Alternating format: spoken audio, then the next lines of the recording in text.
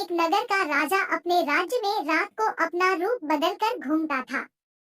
वो रूप बदलने के बाद लोगों से मिलकर अपने यानी राजा के बारे में जानने की कोशिश करता और उनकी समस्याओं को समझता था।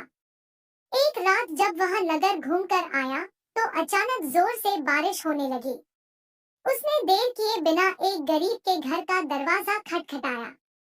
राजा के दरवाजा खटखटाने के बाद घर से एक व्यक्ति निकला।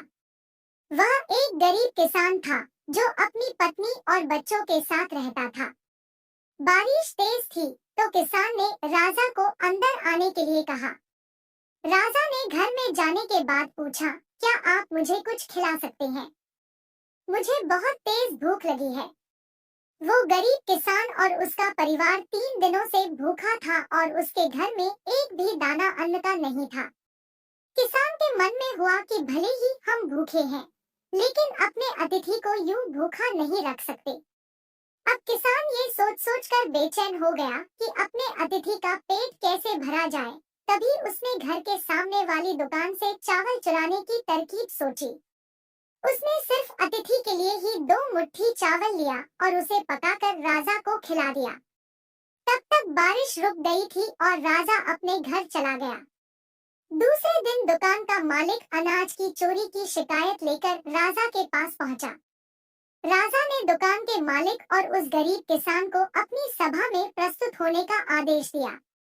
सबसे पहले सभा में पहुंचे किसान ने राजा के सामने जाकर अपनी चोरी का इल्जाम कबूल कर लिया और बीती हुई रात की पूरी बात राजा को बता दी।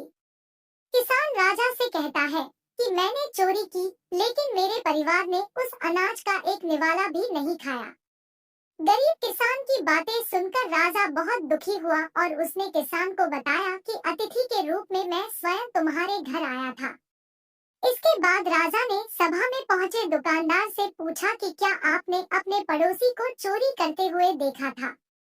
दुकानदार ने जवाब दिया कि हाँ, मैंने इसे रात में चोरी करते हुए देखा था। दुकानदार की बात सुनने के बाद राजा कहता है कि इस चोरी के लिए मैं पहले जिम्मेदार हूँ और फिर दूसरा तुम हो, क्योंकि तुमने अपने पड़ोसी को अनाज की चोरी करते हुए देखा, मगर कभी उसके भूखे परिवार को नहीं देखा। तुम अपने पड़ोसी होने का धर्म बिल्कुल निभा नहीं पाए। इतना कहने के बाद राजा ने दुकानदार को सभा से जाने के लिए कह दिया और किसान की अतिथि निष्ठा भाव को देखकर उसे 1000 सोने के सिक्के इनाम के रूप में दे दिया। कहानी से सीख, अगर कोई आसपास रहने वाले मुसीबत में है तो हमें उनकी मदद करनी चाहिए।